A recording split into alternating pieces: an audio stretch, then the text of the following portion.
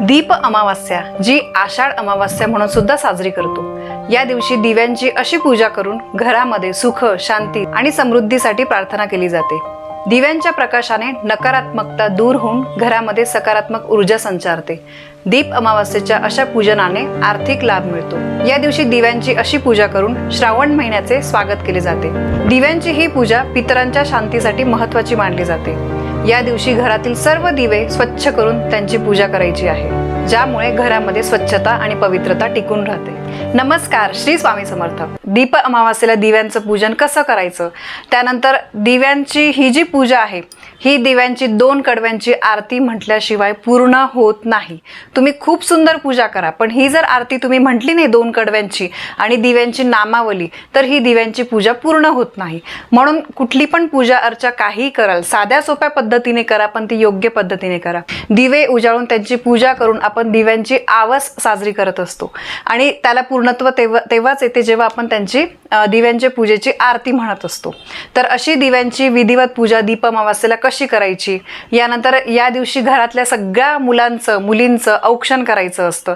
औक्षण का करायचं, ही संपूर्ण माहिती मी तुम्हाला आजच्या व्हिडिओमध्ये देणार आहे। तर बघा, आषाढ अमावास्या म्हणजे आषाढ महिन्याचा शेवटचा दिवस आणि ही दिव्यांची पूजा करून आपण श्रावण महिन्याचं स्वागत करत असतो। कोणत्याही कार्याची, शुभ कार्याची सुरुवात आपण दीप प्रज्वलाने करत असतो, म्हणजे सकारात्मकतेचा साक्षीदार दिवा हा मानला जातो। दिव्याने कुठली पण गोष्ट जी आहे ती साध्य होते, शुभ गोष्टी घडतात। तर त्यामुळे आपण दीप अमावास्या साजरी करणार आहोत। सगळ्यात महत्त्वाची गोष्ट म्हणजे खूप लोक याला गटारी अमावास्या असं नाव म्हणून ओळखतात, तर ते गटारी नाहीये। सगळ्यांना विनंती करून सांगते, ते नाव आहे गताहारी।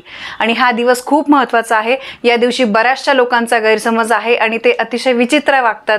नॉनव्हेज त्या दिवशी खाल्लं जातं, व्यसनं केली जातात आणि या दिवशी अशा अमावास्येच्या शुभ दिवशी चुकून पण आपल्याला मांसाहार वगैरे करायचं नाहीये, कसलं व्यसन करायचं नाहीये, हे खूप चुकीचं आहे। अमावास्येचा दिवस माता लक्ष्मीचा दिवस असतो, माता लक्ष्मीला प्रसन्न करून घ्यायचा असतो। म्हणून लोक काय करतात की त्यांना वाटतं आता श्रावण महिना सुरू होणार आहे, खाता येणार नाही 1 महिना, म्हणून अमावास्येच्या दिवशी ते असं व्यसन वगैरे मांसाहार करून घेतात। पण हे अत्यंत चुकीचं आहे। तुम्ही एकदा विचार करा की हे बरोबर आहे का, हे तुमच्या मनाला पटतं का? आता बघा, श्रावणामध्ये का मांसाहार करत नाही, याला जर तुम्ही सायंटिफिक रिझन म्हणाल तर श्रावणापासून जोरदार पाऊस पडतो। हवा ही अतिशय दाट असल्यामुळे पचनशक्ती जी आहे ती कमकुवत झालेली आहे, त्यामुळे जड अन्न जे आहे ते आपल्याला पचत नाही आणि हा काळ जो आहे तो माशांच्या प्रजननाचा काळ असतो, म्हणून मासे खाणं सुद्धा टाळलं जातं। म्हणून श्रावण महिन्यामध्ये जे काही जड अन्न आहे, जे पचायला जड आहे, ठीक आहे, तर ते मांसाहार वगैरे अजून पचनासाठी इतर जड पदार्थ हे आपण खात नाही आणि याला चुकून सुद्धा गटारी अमावास्या असं म्हणू नका। हा दिवस अतिशय शुभ आहे। सगळ्यात महत्त्वाचं, या अमावास्येच्या दिवशी आपल्याला घर छान स्वच्छ सुंदर करायचं आहे, मुख्य दरवाजा वगैरे स्वच्छ करायचा आहे, उंबरठ्यावर हळदीचं लेपन आणि सगळ्यात महत्त्वाचं, देवघर वरपासून खालपर्यंत सगळं स्वच्छ करायचं आहे, कळालं? आणि घरामध्ये जे काही छोटे मोठे दिवे आहे ते सगळे स्वच्छ धुवून आदल्या दिवशीच तुम्हाला ठेवायचे, कारण ही दिव्यांची अमावास्या आहे, तर त्यामुळे दिव्यांना जास्त महत्त्व आहे। घासून पुसून स्वच्छ तुम्हाला ते ठेवायचे आहे। आणि जे तुमचे परंपरागत काही दिवे चाललेले असतील, दगडाचा दिवा असेल, मातीचा दिवा असेल, पंचधातू, इतर सोने चांदी कुठलाही दिवा असेल, घरातले सगळे दिवे काढा, ते स्वच्छ घासून पुसून तुम्हाला या दिवशी पूजेमध्ये ठेवायचे आहे, ठीक आहे? आता ही पूजेची जी मांडणी आहे ती तुम्ही सकाळीच मांडा आणि भरपूर तेल टाका की जेणेकरून दिवसभर तेवत राहील। समजा तेल संपलंच तर संध्याकाळी आपल्याला परत हे दिवे प्रज्वलित करायचे आहे, कारण अमावास्येच्या दिवशी संध्याकाळचा काळ हा महत्त्वाचा मानला जातो। तुम्ही संध्याकाळी परत सगळे दिवे प्रज्वलित करा आणि दिवसभर ही मांडणी तशीच ठेवायची आहे। दुसऱ्या दिवशी ही पूजा मांडणी आपल्याला उचलायची आहे। तर आता पटकन मी तुम्हाला पूजा कशी मांडायची तर ते दाखवते। आता बघा, मी इथे चौरंगावर लाल वस्त्र अंथरलेलं आहे, छान अशी रांगोळी काढलेली आहे। तुम्ही तुमच्या देवघराच्या जवळ आजूबाजूला जागा आहे तिथेच पूजा मांडा, मी सुद्धा तिथेच मांडत असते, पण आत्ता व्हिडिओसाठी म्हणून मी दुसऱ्या ठिकाणी मांडली आहे। तर रांगोळी काढायची आहे छोटीशी आणि तिथे छान तुम्हाला खाली काहीतरी वस्त्र अंथरायचं आहे आणि त्याच्यावर मग आपल्याला ही पूजा जी आहे तर ही करायची।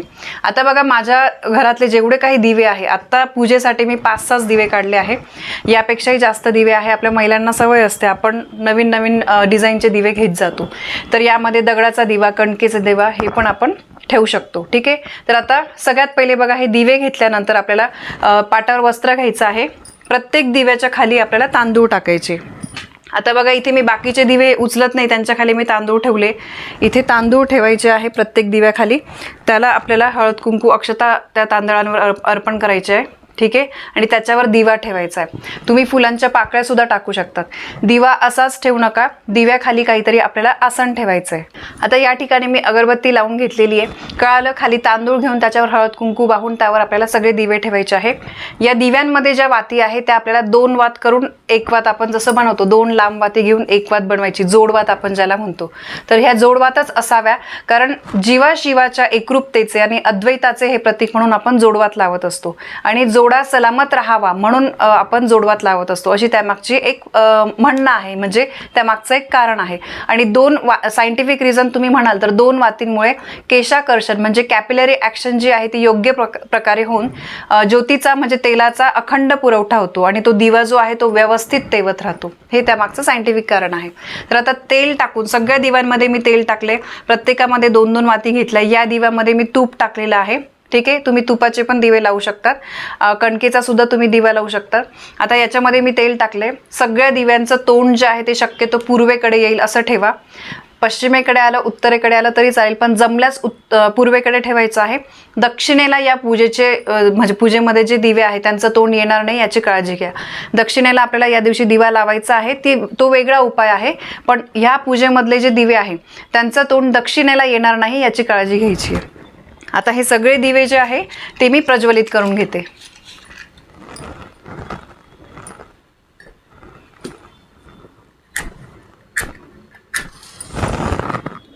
तर बघा मस्त असे सगळे दिवे मी प्रज्वलित करून घेतले. सगळ्या दिव्यांना आपल्याला हळद कुंकू अक्षता अर्पण करायचे आहे. प्रत्येक दिव्याची सेपरेट छान पूजा करा. प्रत्येक दिव्याला हळद कुंकू अक्षता व्यवस्थित अर्पण करा. मनोभावे आपल्याला पूजा करायची आहे.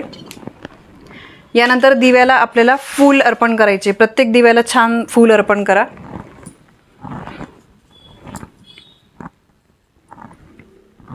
आता फुलांसोबत या प्रत्येक दिव्याला आपल्याला आघाड्याचं एकतरी पान, हे आघाडा आहे याचं पान आणि दुर्वा या अर्पण करायचं आहे. तर आघाडा मी अर्पण करते पहिले. आता दुर्वा अर्पण करू.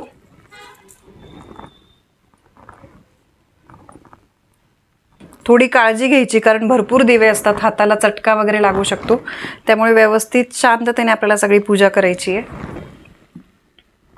ठीक आहे. आता मी दुर्वा, आघाडा, फुलं हे सगळं अर्पण केलंय. त्यानंतर दिव्याला आपल्याला कापसाचं वस्त्र अर्पण करायचंय. जमेल तेवढ्या दिव्यांना, एकाला जरी तुम्ही अर्पण केलं तरी पण चालेल. ठीक आहे. आता बघा या ठिकाणी आपण दिव्याची व्यवस्थित पूजा केली, दिव्याला सगळ्या गोष्टी अर्पण केल्या आहे. आता नैवेद्यामध्ये बघा मी हे दूध आणि साखर घेतली आहे. यासोबत तुम्ही बघा दूध, गूळ किंवा लाया, बत्तासे, पेढे, फळ ह्या गोष्टी सुद्धा तुम्ही अर्पण करू शकता. तर आता नैवेद्याच्या ठिकाणी खाली आपल्याला पाण्याचा भरीव चौकोन करायचा आहे. त्यावर मी नैवेद्याची वाटी ठेवते. नैवेद्याभोवती पाणी फिरवायचं आहे आणि नैवेद्य जो आहे तो अर्पण करायचा आहे.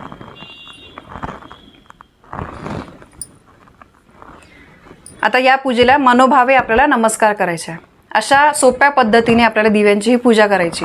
आता समजा तुम्हाला वाद जर पुढे करायची असेल तर तुम्हाला ही वाद गोड म्हणजे खडी साखरेने किंवा गोड एखाद्या पदार्थाने ती पुढे करायची असते. ठीक आहे. नेहमी तुम्ही लक्षात ठेवा, वाद जी आहे ती नेहमी गोड गोष्ट जी असेल एखादी त्याच्यानेच आपल्याला पुढे करायची असते. आता अशी दिव्यांची पूजा झाल्यानंतर तुम्हाला दिव्यांची आरती म्हणायची आहे. आरती मी तुम्हाला खाली डिस्क्रिप्शनमध्ये देते किंवा स्क्रीनवर देते. ठीक आहे. आणि दिव्यांची नामावली सुद्धा म्हणायची, तर ती पण मी तुम्हाला स्क्रीनवर देते. आणि हे झाल्यानंतर आपल्याला संध्याकाळी दक्षिण दिशेला वात करून पितरांसाठी दिवा लावायचा आहे. कणकेचा दिवा आपल्याला लावायचा असतो. तर ही झाली आपली दिव्यांची पूजा. आता दीप अमावास्येला संध्याकाळी घरातले जे काही मुलं मुली असतील त्यांचं आपल्याला औक्षण करायचं आहे. जसं आपण वाढदिवसाच्या दिवशी मुलांना चौरंगावर किंवा पाटावर बसून त्यांना हळद कुंकू अक्षता लावतो कपाळी, त्यानंतर ओवाळणी करतो आणि त्यानंतर काहीतरी गोड पदार्थ त्यांच्या तोंडामध्ये टाकतो. अशाच प्रकारे घरातले मुलं मोठे असतील छोटे असतील तरी पण त्यांची पूजा करायची आहे. कारण मुलं किंवा मुली जे आहे ते वंशाचे दिवे असतात. मुली वंशाच्या पणती असतात असं म्हटलं जातं आणि मुलं जे आहे ते वंशाचे दिवे असतात. म्हणून ते सुद्धा त्यांच्यामुळे आपल्या वंशाची वृद्धी होते. तर त्यामुळे आपल्याला या दिवशी आपल्या घरातल्या मुलामुलींची सुद्धा पूजा करायची आहे. बघा, हे सर्व दिवे पाहून अतिशय प्रसन्न वाटतं. या सगळ्या गोष्टी करताना आपल्याकडून काही चूक झाली असेल तर देवाला पूजा झाल्यानंतर फक्त हात जोडून मनापासून प्रार्थना करायची आहे की हे देवा, माझ्या यथाशक्तीने मी ही साध्या भोळ्या मनाने मी ही पूजा केलेली आहे. यामध्ये जर काही माझ्याकडून चूक झाली असेल तर मला क्षमा असावी. अशी एक क्षमा प्रार्थना आपल्याला प्रत्येक पूजेमध्ये मागायची असते. कारण आपण माणूस आहे तर आपल्याकडून काही चुका होऊ शकतात. पूजा झाल्यानंतर आपण संध्याकाळी किंवा सकाळी दिव्यांची जी आरती आहे तर ती आपल्याला म्हणायचीच आहे. आणि या पूजेची उत्तर पूजा म्हणजे सांगता ही दुसऱ्या दिवशी करायची आहे. सगळे फुलं वगैरे निर्माल्यामध्ये टाकायचे आहे. जो काही नैवेद्य आहे आपण अर्पण केलेला तो आपण प्रसाद म्हणून खाऊ शकतो. आणि दिवे जे आहे ते व्यवस्थित परत स्वच्छ करून जागी ठेवून द्यायचे. तर बघा, अशा अगदी सोप्या पद्धतीने आपल्याला ही दीपपूजा जी आहे, दीपपूजन करायचं आहे, दिव्यांची आवाज करायची आहे. आणि ही पूजा केल्यामुळे आपल्या घरामध्ये सुख, आनंद, समृद्धी भरभरून येत असतं. वाईट गोष्टी, नकारात्मकता जी आहे आपल्या आयुष्यातला अंधार निघून जातो. तर ही पूजा तुम्हाला आवडली असेल तर व्हिडिओला लाईक करा, शेअर करा. आपल्या चॅनलवर नवीन असाल तर सबस्क्राईब नक्की करा. धन्यवाद. श्री स्वामी समर्थ.